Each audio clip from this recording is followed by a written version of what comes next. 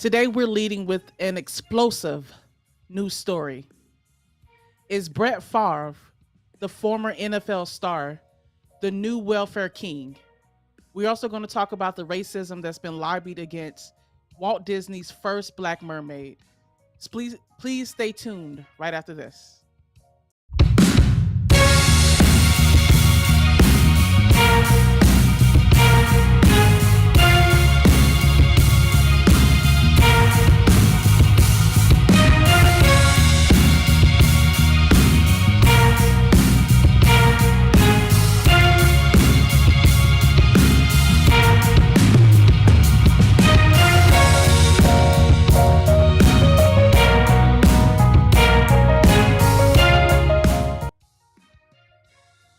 Hello, everyone. Welcome to the Defiant Lawyers podcast and YouTube channel.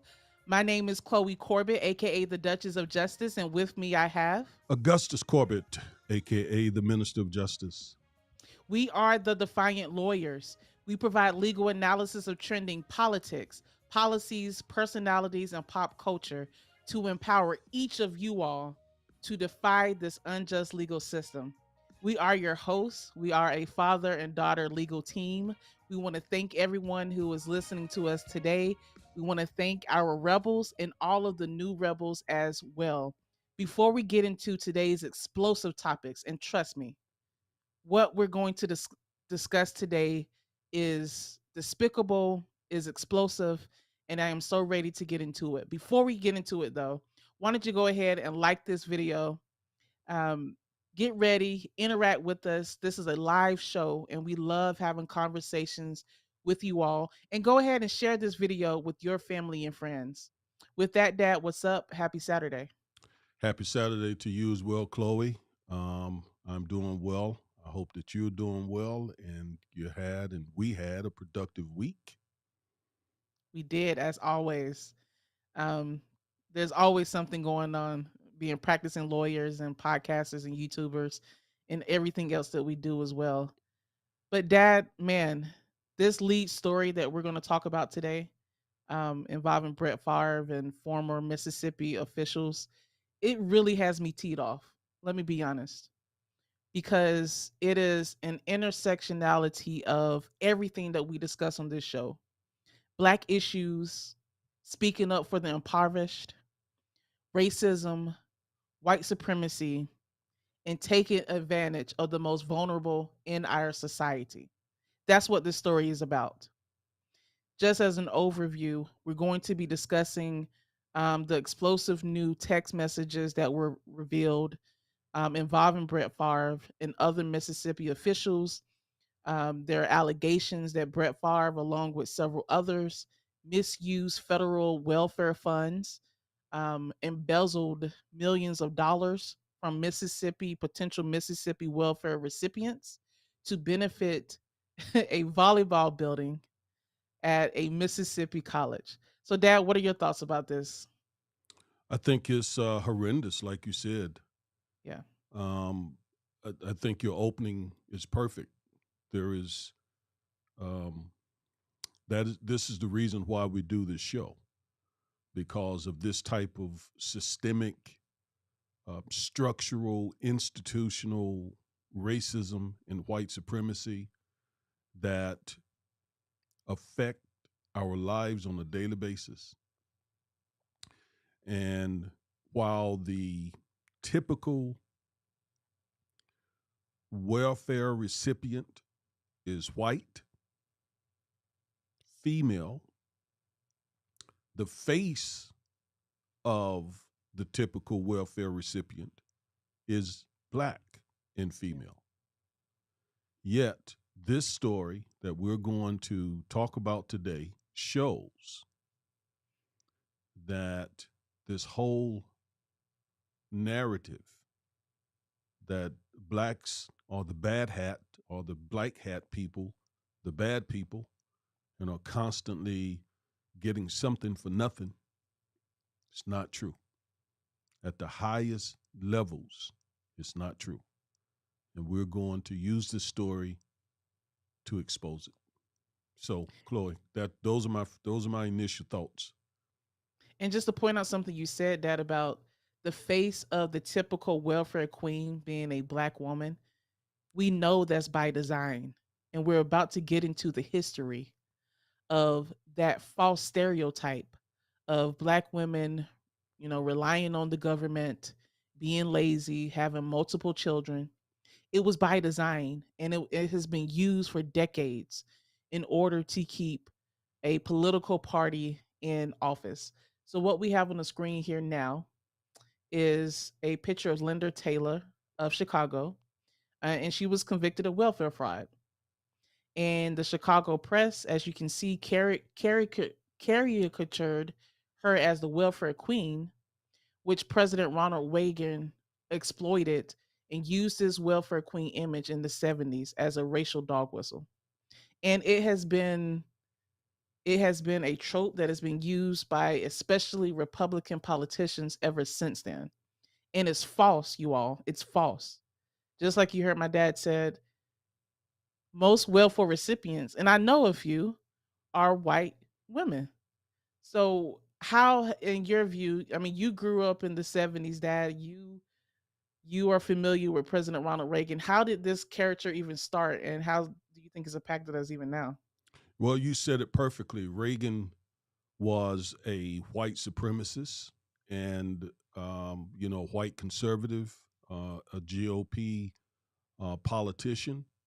And he was not averse to using dog whistles, racial tropes to win the loyalty and um, votes of white Americans.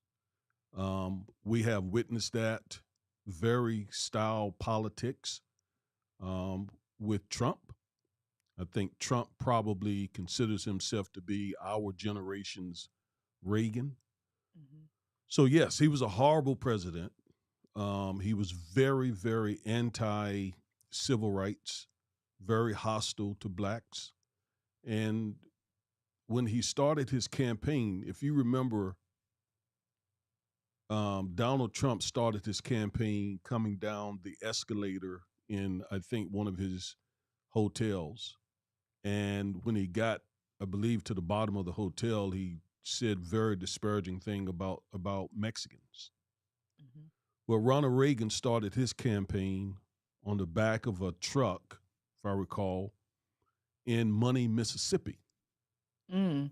Money, Mississippi is the town where Emmett Till was murdered.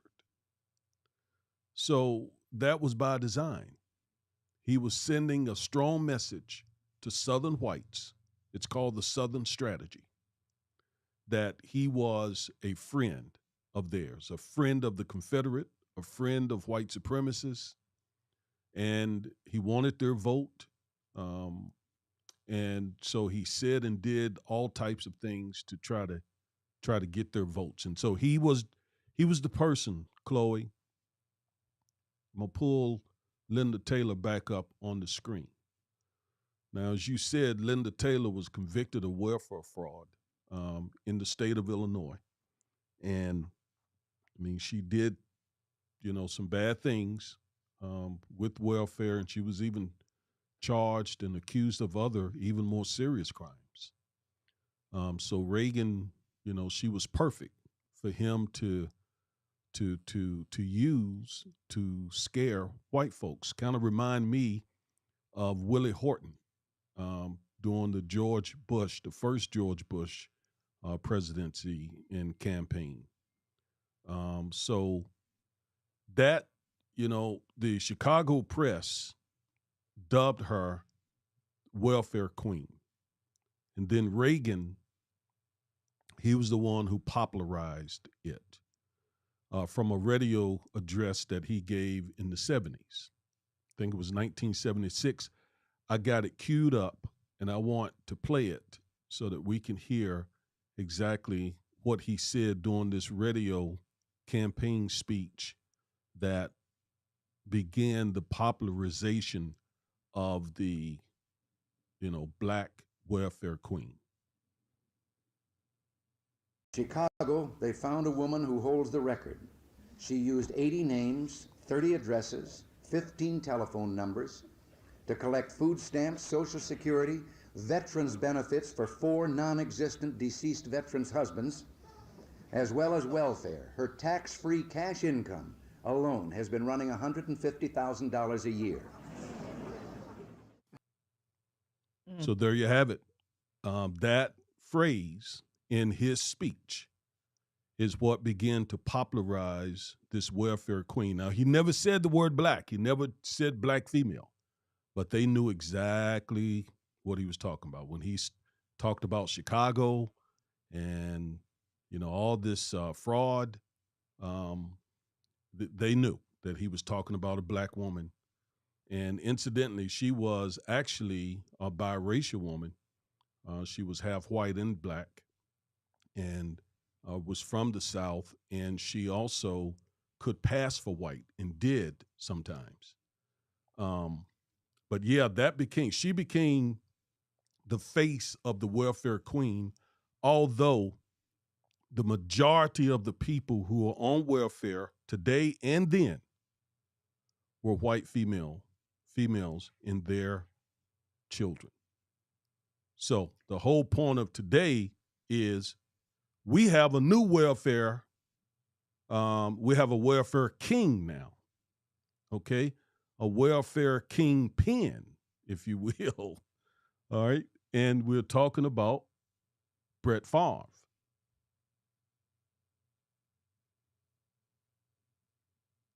Yeah.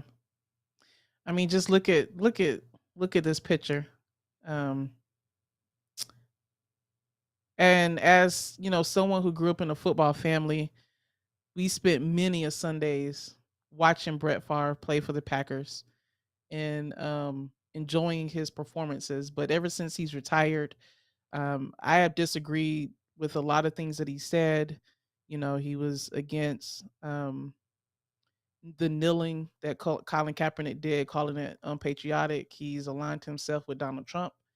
And now he has allegedly stolen millions of dollars meant for the poorest Mississippi citizens for his own gain, for a building, a volleyball building at a school where his daughter attends.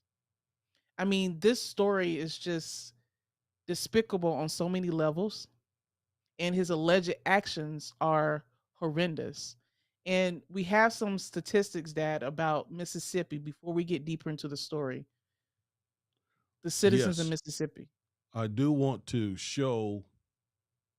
Let's see. Okay, so let's start with the poverty rate in Mississippi for kids. So kids under 6 years old, 30% of them are in poverty, highest rate in the country.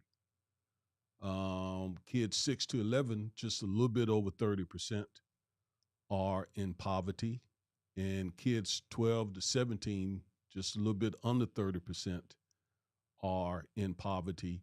And it was interesting to note as well that the older you get in Mississippi, and probably if you're white as well, notice the poverty rate decreases. So the most vulnerable and the poorest citizens in the state of Mississippi are the youngest. And Well, go ahead. on that note, I read too that Mississippi has the highest infant mortality rate, which coincides hand in hand with the poverty rate being the highest for children in Mississippi. It also has the lowest life expectancy rate at just above 77, if I remember correctly. So the most vulnerable people in the state of Mississippi, as we see, are children, are kids, if they're even born, because the infant mortality rate is so high. Well, So yeah, but the story is bigger actually than Brett Favre.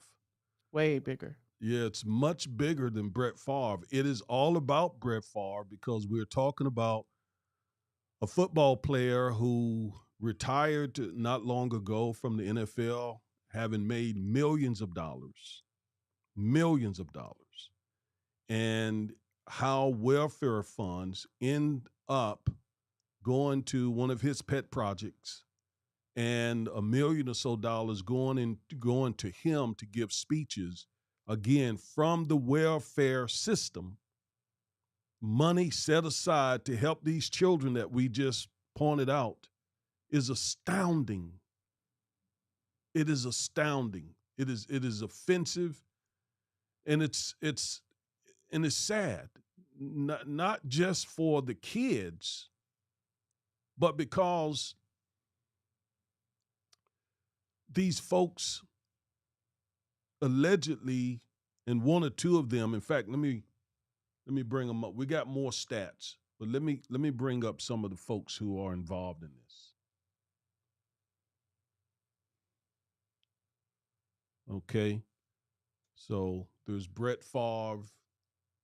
There is former Governor Phil Bryant, current Governor Tate Reeves, the director of a nonprofit, Nancy New,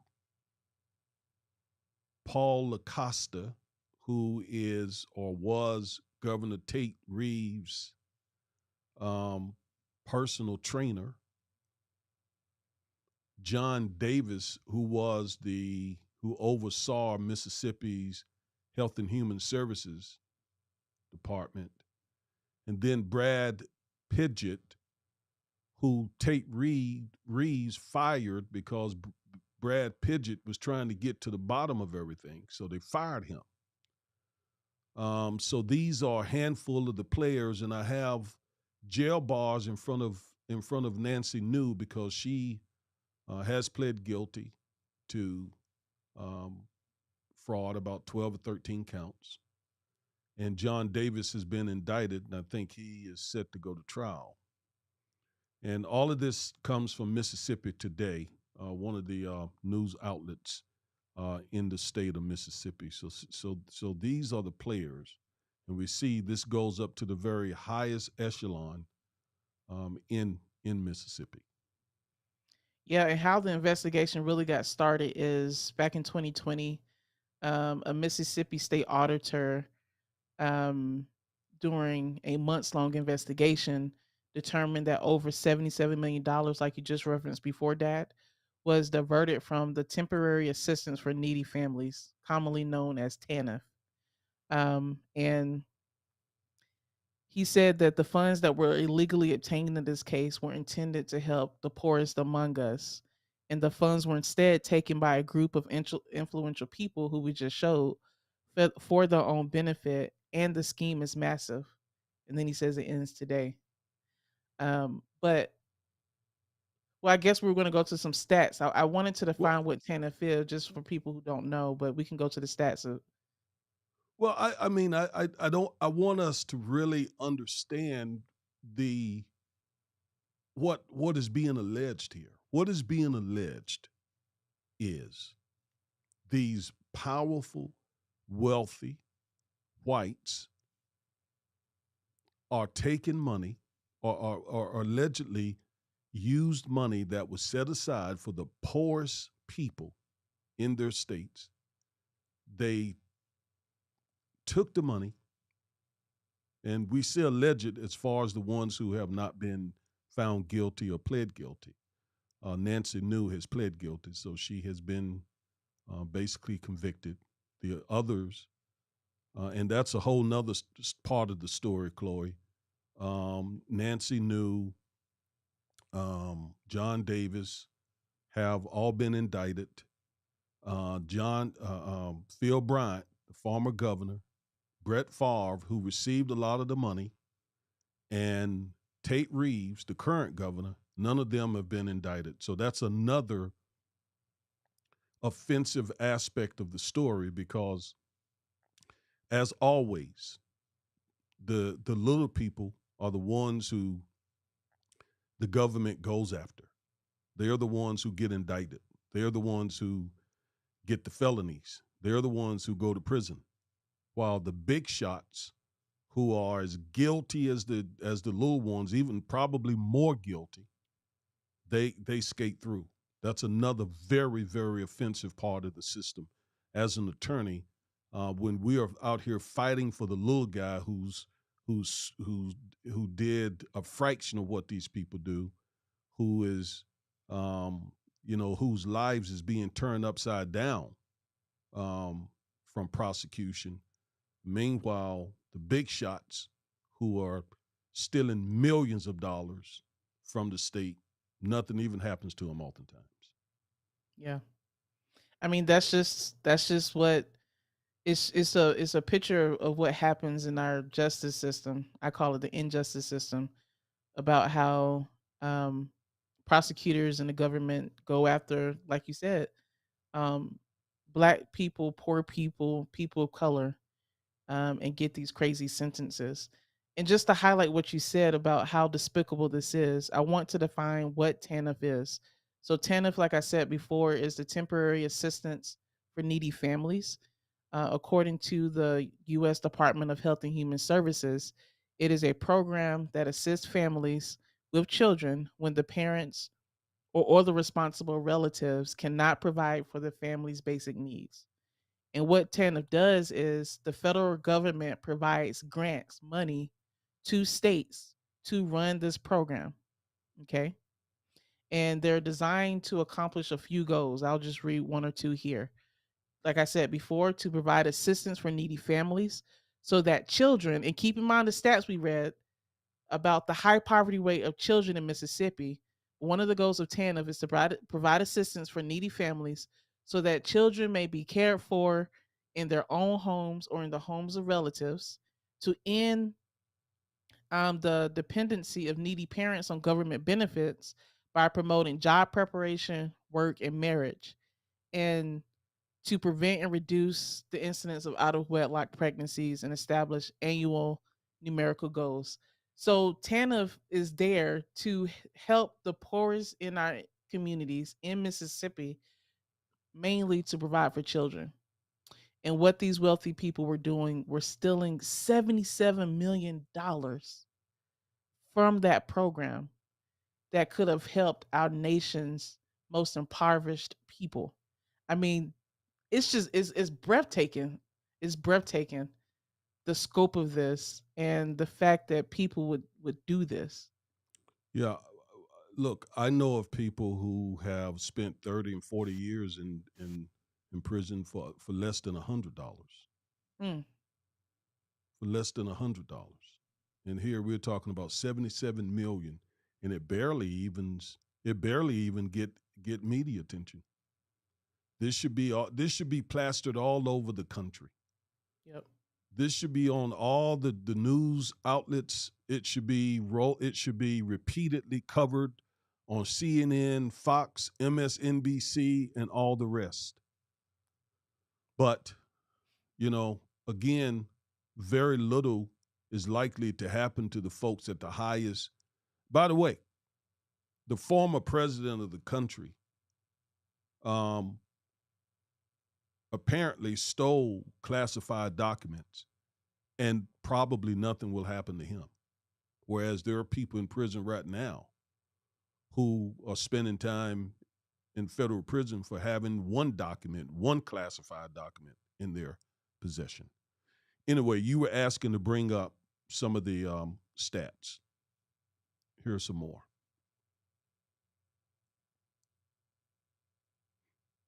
So Mississippi, I said Mississippi, Mississippi poverty rate by race, and this underscores what you were just talking about. All right, so the poorest people in the state of Mississippi, let's put it this way: the poorest people in the poor state are African American people. Yep. That's the way to look at this. Um, Mississippi blacks make up 1 million, one about 1.1 million uh, of the Mississippi population. Their poverty rate is 33.8%. That is um, way above the national poverty rate.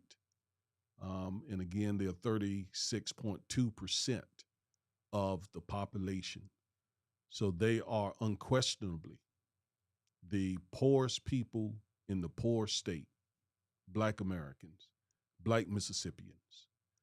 And I think that that what underscoring what you said, which is these people, some pled guilty to it, others are presumed innocent until they plead guilty or are found guilty. Um, I think they were thinking, we're not giving this money to these poor people, many of them black. We're gonna use this money for what we want to use it for Mm. our children. I really think that was the thinking of them. Why are we just Yeah. going? Why are we just going to let all these poor blacks, mainly blacks, get this money? And when we're the taxpayers, we're the ones who are paying the taxes. We should be able to get this for our volleyballs and so on. Yeah, because former Mississippi Governor Phil Bryant, he was a fiscal conservative, and when he was governor, preached about financial responsibility, which is absolutely laughable. And then you have him scheming with Nancy New to give Brett Favre all of these millions of dollars and defraud his people and his citizens. So I mean, it's just it's so ludicrous that it's almost funny and how So you, tragic. I'm sorry. So you mentioned Nancy New. Okay, here she is. According to Mississippi Today, Nancy New was a friend of former Governor Phil Bryant's wife, Deborah. New ran a nonprofit that spent millions of federal welfare dollars outside of public view. This resulted in the biggest public fraud case in state history, according to the state auditor's office. Nonprofit leaders had misspent at least, as you said, Chloe, 77 million in funds that were supposed to help the needy, forensic auditors found. New pled guilty to 13 felony counts related to the scheme, and John Davis, awaits trial. But neither Bryant nor Favre have been charged with any crime. And then this is John Davis. He is the former director or whatever they call him um, for the Mississippi Health and Human Services. And this is a copy of his indictment here. Now, the proof that was uncovered was text messages that were sent between state officials and Nancy New. And in this particular text message, Phil Bryant says, allegedly, quote, just left Brett Favre. Can we help him with this project? We should meet soon to see how I can make sure we keep your projects on course. Nancy New responded,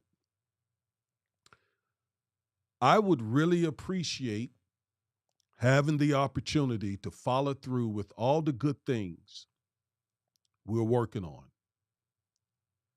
especially projects like Brett's and Tim Bennett's. I can make myself available when you have time. I would really appreciate a little of your time soon, was her response. Mm. So those are the receipts. And just to go into a little more of what Nancy Davis was accused of and ultimately Nancy knew. convicted of. Nancy New. Um, I mean, it's a bunch. She was accused and convicted of creating a fraud scheme to take TANF funds to pay for personal investments in medical device companies called Prevacus Inc. and Presold MD LLC in Florida.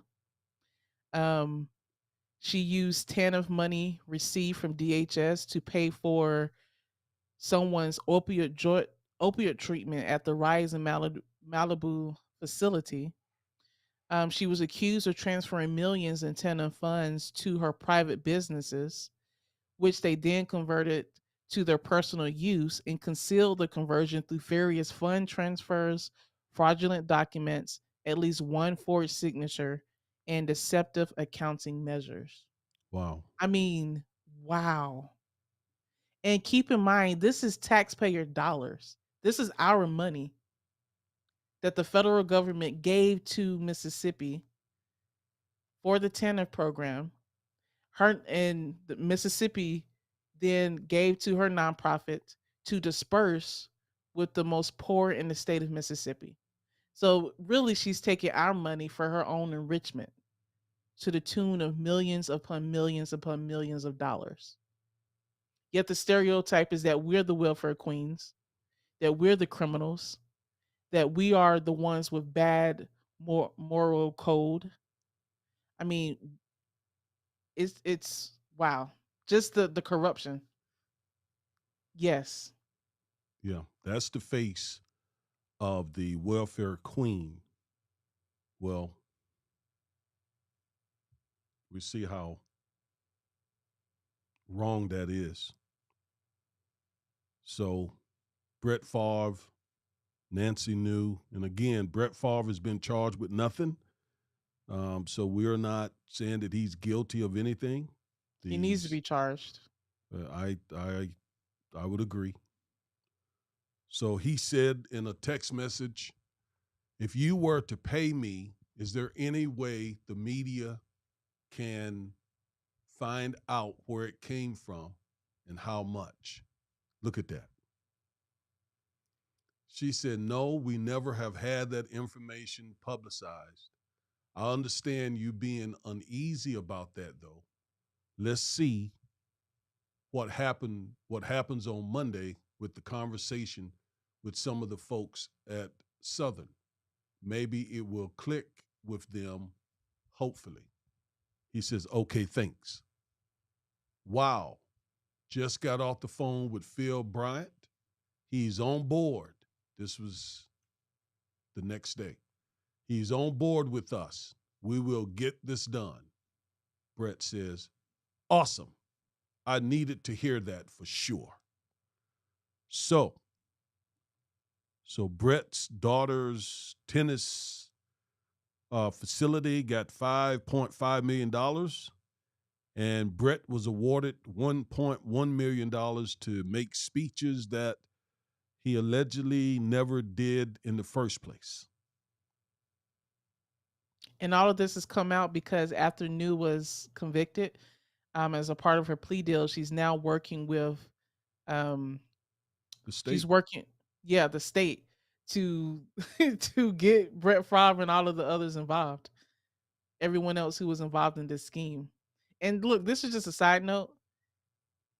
Y'all see how they obtain these text messages by subpoena? You So you took the might want to words be out of my careful mouth. about what you text. You took the words out of my mouth, Chloe. I was just You getting ready to might- say that. if you committing crimes and stuff and you texting about it, you might not want to do that because it is subpoenable.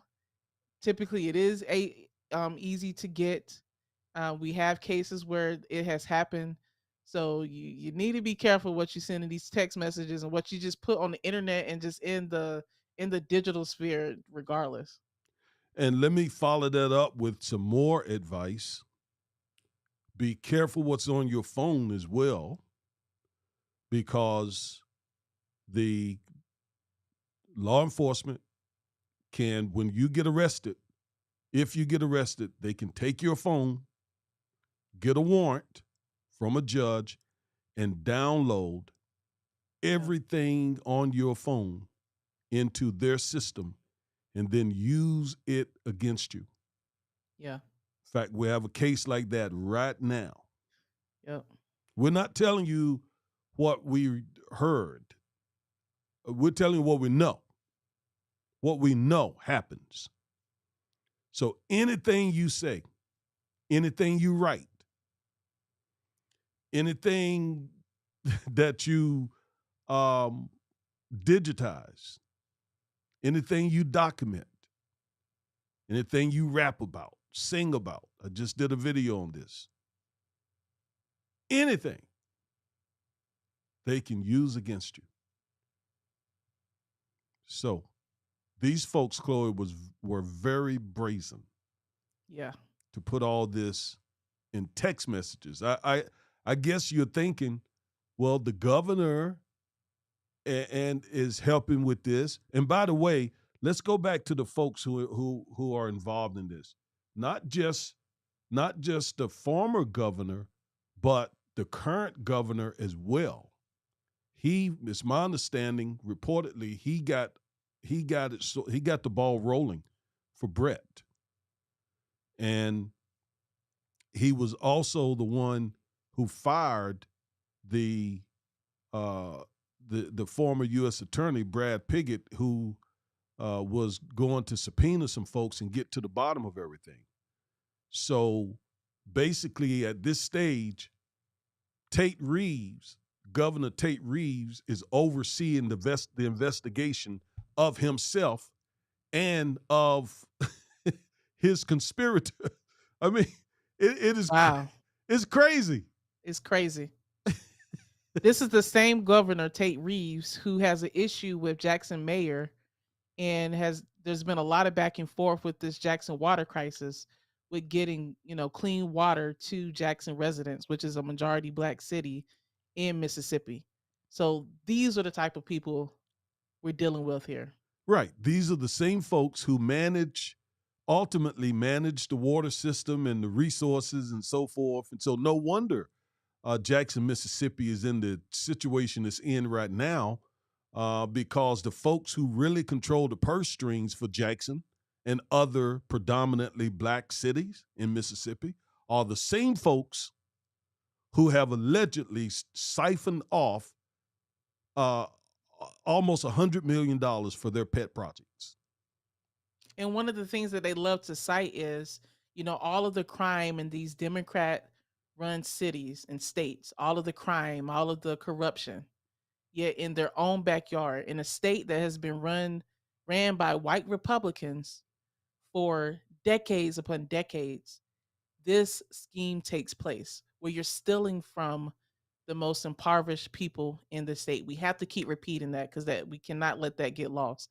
These were funds for welfare recipients, for the children that we just talked about in those statistics, who over 30% of them are living in poverty. That's who they're stealing from. Well, let me say Allegedly, hello and then to some for Sean liquor. Breezy. What's up, Thank, Sean? thank you for tuning in.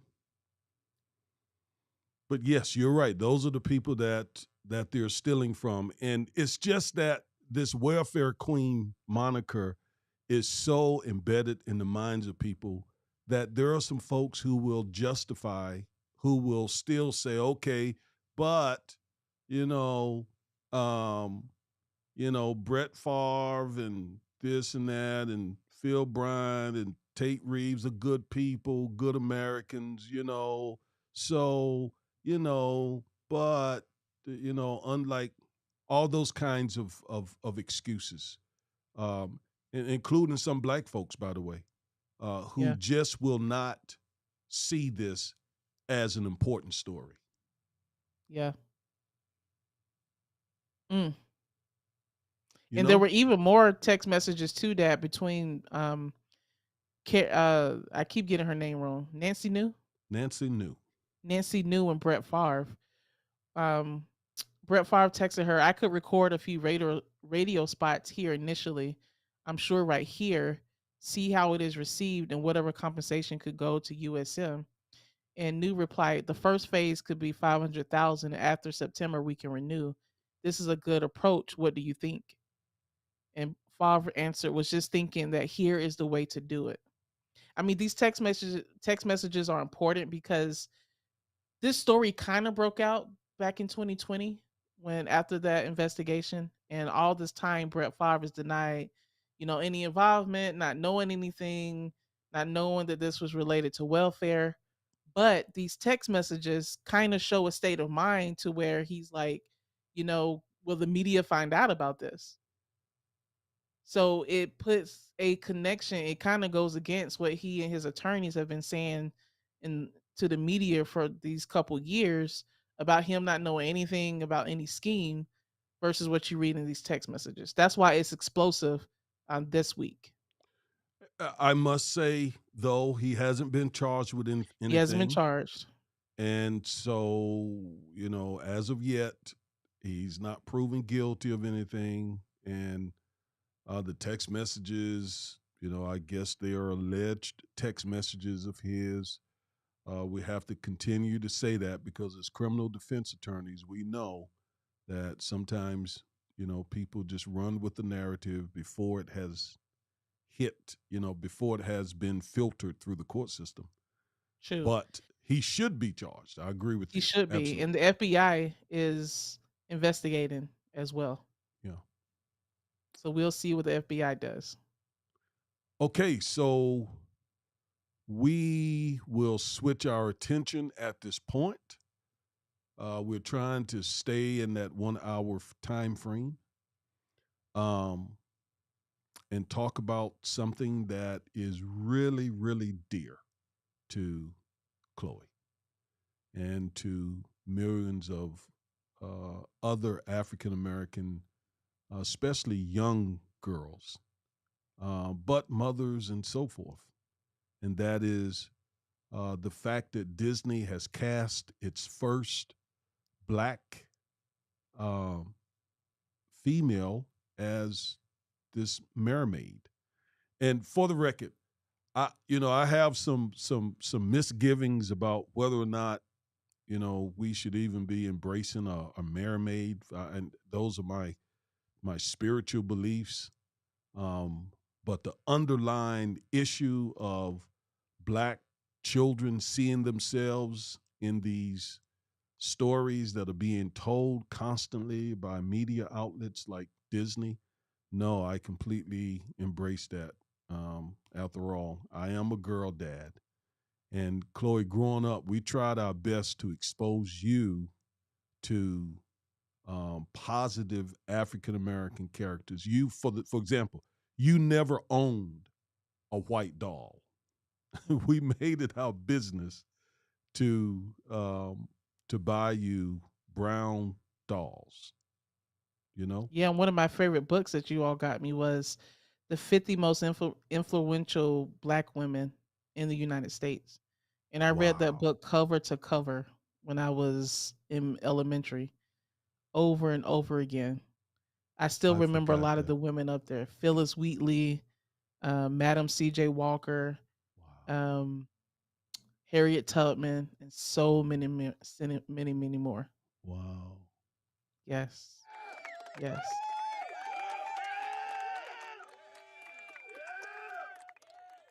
Hmm. That's for your mom for buying that book. Thank you, Mom, so much. I really appreciate it. Yes. So yeah, I want to talk about all of this Eh, fake Let, outrage. let me say one other thing, Chloe, about you growing up. Growing up, we never, you, folks, you see this beautiful, thick, luscious, strong black hair on Chloe's head. Well, growing up, we never permed it. Mm-mm. We never permed it. We never did anything like that to it. It was strong and what you would call nappy, kinky. Yep. And I mean, you could set a plate on it. Yep. I mean, it was that, but we had the conviction that God blessed us with the features that we have, and we're not going to let anybody convince us, especially our children, that the way God made us is inferior to anyone. So we said no, we're not going to do it. I think the first time it happened, you did it, Chloe. I believe we didn't do it. Yeah, I definitely broke multiple combs growing up, and I didn't appreciate being natural until I went to college my freshman year, and I permed my hair and completely jacked my hair up. Ooh, child, it was a mess. It was breaking off. It was board like. It was stringy, horrendous. After that, I said never again. And since that time that I put a perm on my hair one time, I've never permed my hair again. So I've only had my hair permed once when I was 18 and went off to college. Thought I knew what I was doing and I didn't. But now I would never put any type of straightening chemical in my hair to straighten it out. So thank you all for that and for instilling that pride in my hair in me. And I'm so glad to see that a lot of women, black women today, are natural. I did a video about this several months ago. Um, but you'll be hard pressed to find black women with perms nowadays. You know, now we are doing protective styles. There's my beautiful mother right there with her crown on her head. And it's important that we see representation of ourselves in media. That's what the story is all about. Representation of black women in media by a huge conglomerate of the Disney Corporation that has a big effect on, you know, what children view in our current times. So before I get into my monologue, Dad, I want to ask you, can you play the Little Mermaid trailer? Yes, ma'am. Okay. Let me make sure I play the right one, the trailer.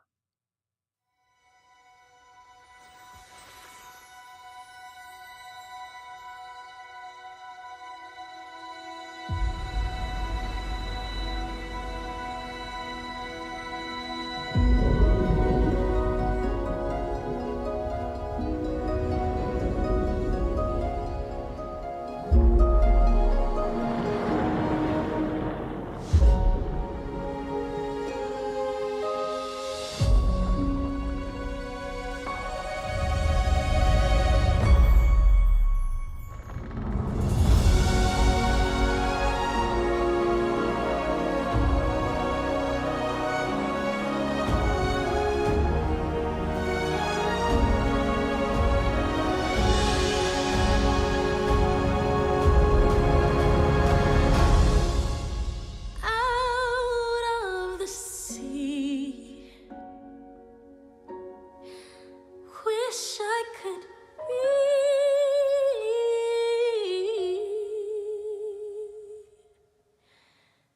part of that world.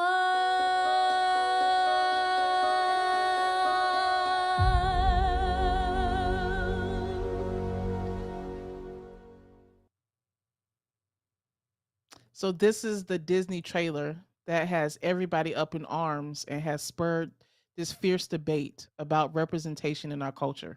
Has me What almost in tears, by the way. I know, I know. What does a mermaid, an elf, and a military commander in the Game of Thrones fantasy world have in common? They're all fictional and they're all portrayed by black actors. In recent years, there's been racist outrage against the casting of black actors to play white characters, known by critics as the Great White Erasure or Hollywood's attempts to make woke films. The latest victim of these racist attacks is actress Halle Bailey, 22 years old, who was cast by Disney to play Ariel in A Little Mermaid, which is a live action version coming out in May 23rd, 2023.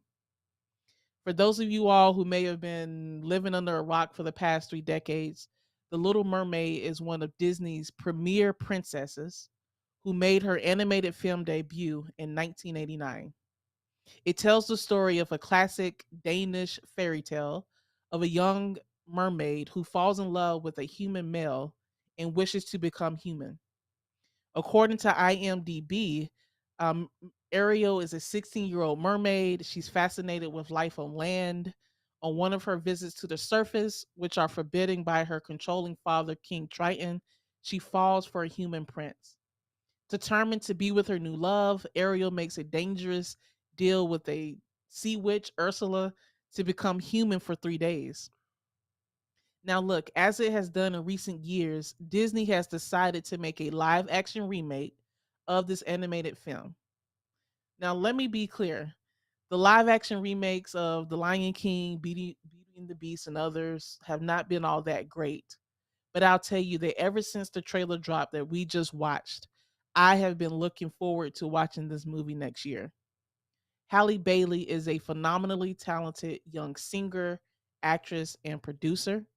She is one half of the musical duo Chloe by Halle, which is a group that she has with her sister Chloe Bailey, and they have five Grammy nominations. And most importantly, she can sing, as you heard by the clip in that trailer. If you hear her sing, you understand the talent, the poise, and the demeanor that is associated with other white Disney princesses. So, what's the difference with Halle Bailey portraying Ariel? The fact that she's black. You have all of these racist white men crying over who's portraying a mermaid, which are not even real. Does she have the talent to play this fictional mermaid? Yes. Can she sing and carry this film? Yes. But the issue is simply her skin color. And it's such an ugly occurrence about what is occurring in this world. Anytime a black person in this country achieves something, whether it be in film, academia, sports, it's associated with wokeness. Look, the dog whistles are real and they're clever, I must say, but they're also racist.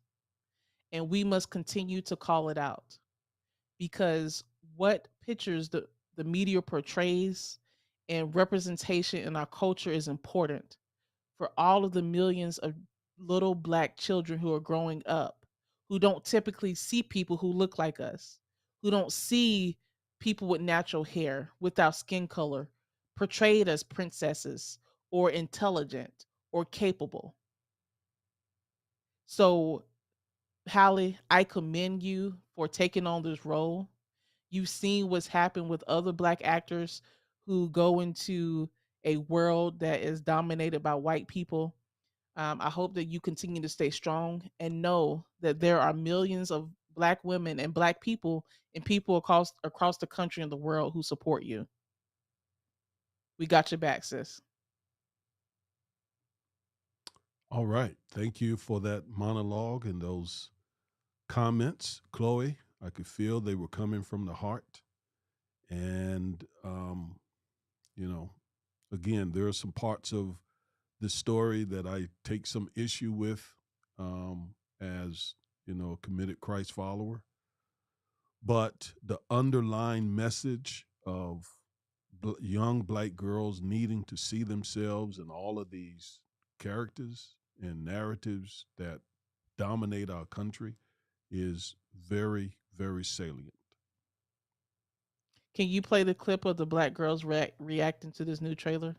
Yeah. Now I'm gonna have to get my handkerchief because this will probably make me cry.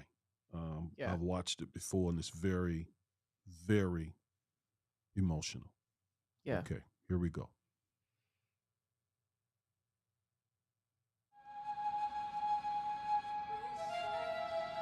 New area. Is it is her as the real her? She's black! Mama, she's black! Are you crying? No. Wish I could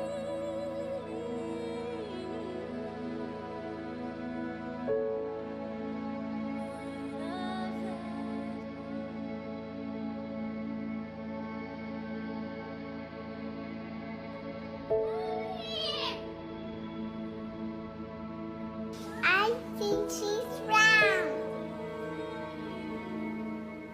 Round Ariel.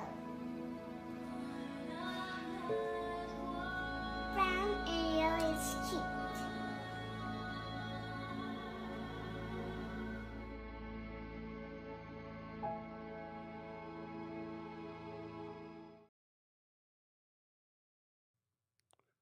Wow. Man, that so touches me, Dad, Me too, Chloe. because I was those little girls. Um, I always loved Disney and these fairy tales. Cinderella, dating back to Cinderella, The Little Mermaid, Beauty and the Beast. so many Disney princesses, and all of them were white.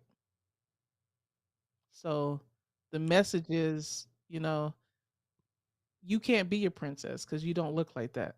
Yeah, that's what I want you to unfold for us. Why do their little faces and hearts light up to see um, that Ariel is now black? Yes, because as these princesses, when you think of a princess, you think of a little girl, a woman who is treasured and loved, and just some a woman that people admire and something to be protected. And that is, the fairy tale that we grow up with, you know. And all of the people that you see in media, a lot of them before now to be loved and protected and cherished were white. So you think, okay, I don't see me in that. So, as a little black girl, should I not be treasured? Am I not seen as valued like a princess? Am I Um, inferior? yeah. So to see a princess, a Disney princess, and that it's so hard to explain, but I mean, Disney princesses have dominated our culture since the '60s when Cinderella first came out. So to finally see a Disney princess live action, because we had Princess Tiana and the Frog, about I think 11, 12 years ago. But to see her as a live action princess, I mean, it's just amazing. I feel it even today, and I'm a grown woman in my 30s. So I know how those little girls feel because the little girl inside me is like, wow, there's finally a live action brown princess. This is amazing. This Well, is to be what? so. I'm sorry, I thought you were finished. What Yeah, about that's it. what about in the last 10 years seeing the first African American woman in the White House as the first lady, the first African American woman vice president, and most recently the first African American Supreme Court justice. Um, I mean, black women are coming up and in short fashion. I mean, all this in the last 10 years. I guess the little girls though just probably don't quite get that being so young. They identify more with the cartoon characters. Yeah, I think it goes a little bit deeper than that, Dad, because just as women in general, you know, we're taught find your Prince Charming, find the person who's gonna love you and cherish you and treasure you. And in all of these princess stories, that's what happens. They start out as something, a mermaid, a stepdaughter who's poor, something else. But in each and every one of these, at the end of the story, they find their Prince Charming. And so I think it just goes down to a Don't need make me of, cry. yeah. Yeah, I mean, wow. Yeah. So it just goes down to a need of love and wanting to be loved and wanting to be treasured in a society in a country that has not historically valued black women for that. And we've been seeing a strong and taking care of our family, but sometimes we just want to be princesses and to be that cherished and find our Prince Charming. So that's why I think on a deeper level, even with Kamala Harris and Michelle Obama, just on a deeper, simpler level, just wanting to be loved. I think that's what it comes down to.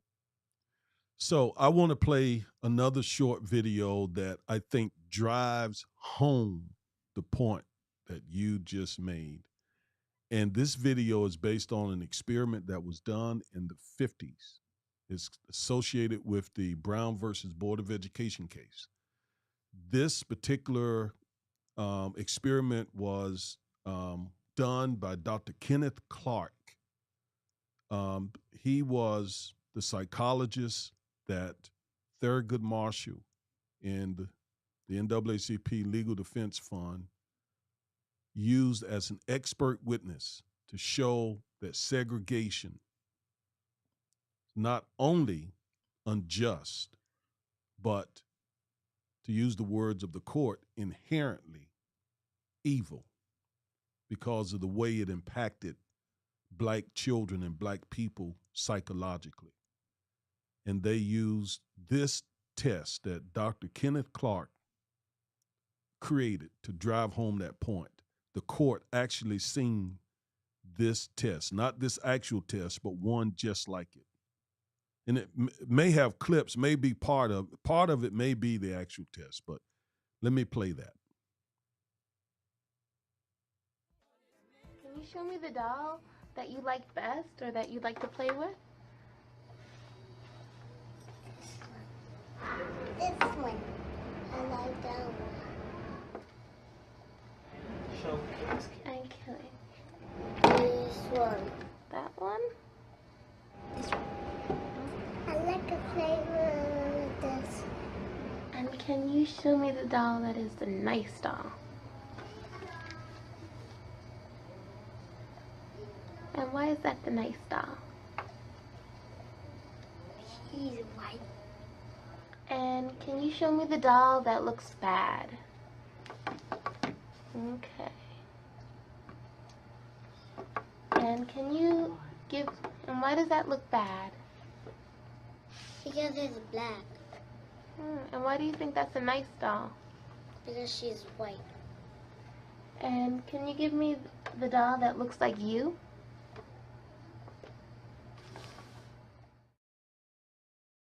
$15 out of the 20. Mm. Wow.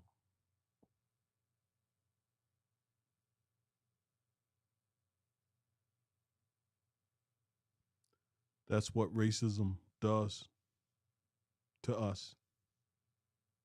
It's not harmless. Not only It's are not. there economic and political and, you know,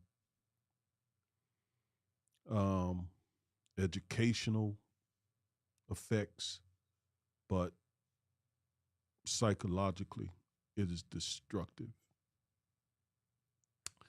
And I'm sorry. No, you're right, Dad. I mean, I can remember even as a little girl wanting to be lighter skinned sometimes. Like, man, why can't I just be a little lighter, have the straight hair? And this is with you all always telling me how beautiful my hair is, how beautiful my skin is. You all always encouraged me with that, but still it was the competing media as well.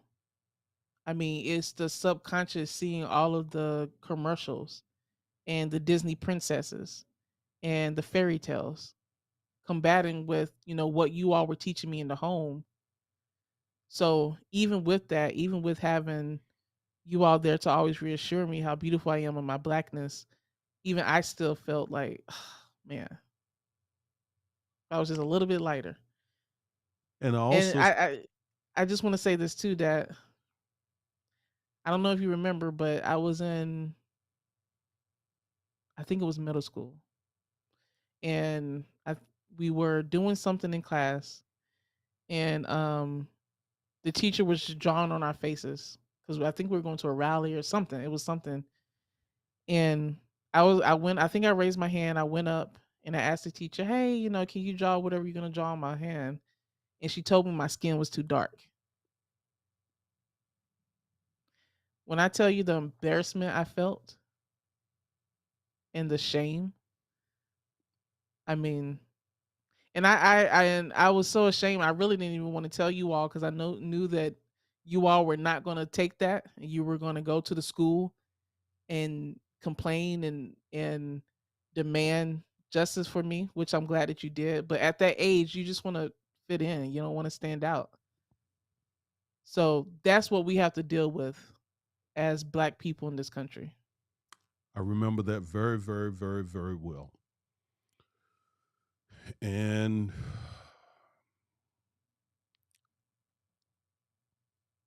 we went to school, your mom and I. And the principal was embarrassed, and she allowed us to have as much time as we wanted with that teacher. And when we finished with that teacher,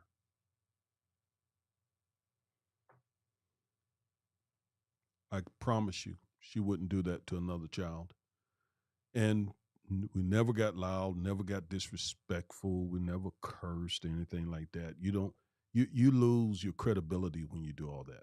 You have to intelligently know what you're talking about and Yep. intelligently communicate why what she did was not just offensive, but if it's not for the kind of home that we have created, it would be damaging. And I remember telling her, when it comes to the issue of race, don't go there.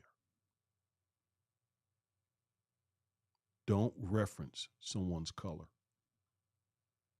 But Chloe, we had to do that on many occasions with you and with Caleb. And look, it's the reason why I wrote the book. Because of what happens to African American children in the public school system. Yep. It is the reason why I literally wrote this book. Spent 2 years researching and wrote that book because of all the stuff that our kids go through in school. It's horrible. I was going to say, as we come to a close, that another indication of how psychologically we've been damaged is I listen to young Black guys in their use of the N-word. I don't like to say it, but I'm going to say it because I want you to hear it. I want folks to hear it. Nigga. What's up, my nigga? Yo, my nigga. My nigga this, my nigga that, my nigga this, my nigga that. And they use it like it's nothing. And I know that they've, made I know folks like Jay-Z and some of the other rappers have said, hey, we're taking the word and we're changing it into something positive. It's not working. That word is so putrid, poison, so defamatory, destructive. That word has been used to lynch our people and so forth and so on. That you can't fix that. You can't fix that word. You can't fix it. We do not need to try to polish that word up and put some perfume on it and use it. It's like trying to put spraying perfume on poop and smearing it on your face, saying, okay, I fixed it up.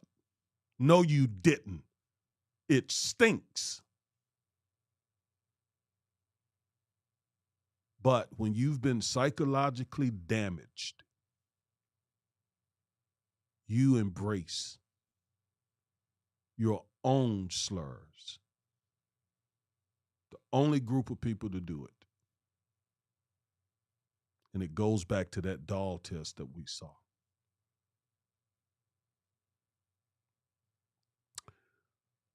All right, Chloe. So this is going to do it for us. It's a very good show. Thank you for the monologue, especially. The stuff that we saw happening in Mississippi is offensive, horrible. But what we heard from you about this mermaid character is heart-wrenching. And just to see those little girls' eyes and hearts just light up like that, I mean, just pure joy and pride in their eyes to see someone who looks like them portraying this character. So thank you for that. That was very powerful. I've so enjoyed all of this, Dad, and having this conversation with you, and just revealing how a lot of Black women feel, a lot of Black girls feel, especially with the way that we're portrayed in media. So Black women are not welfare queens. Nope. we okay. You want to see you want to see the ultimate welfare queen? There she is right there. Convicted and pled guilty. That's right. This is not an allegation. She pled guilty and convicted. That's right. Period. To millions and millions of dollars. Okay? All right. I don't think there's a Black woman ever lived who defrauded the government out of that much money, welfare money. So there is a new welfare queen on the block. There she is. And there's also now a welfare king. So we ought to be able to put that to bed. And all the king's court and all the king's men and all the king's women right there. There they go, except for Mr. Brad Pidgeot. All right. That's it. All right, we're out of here. Chloe, it was, shall I say, awesome. And yes, for what you did, you deserve this.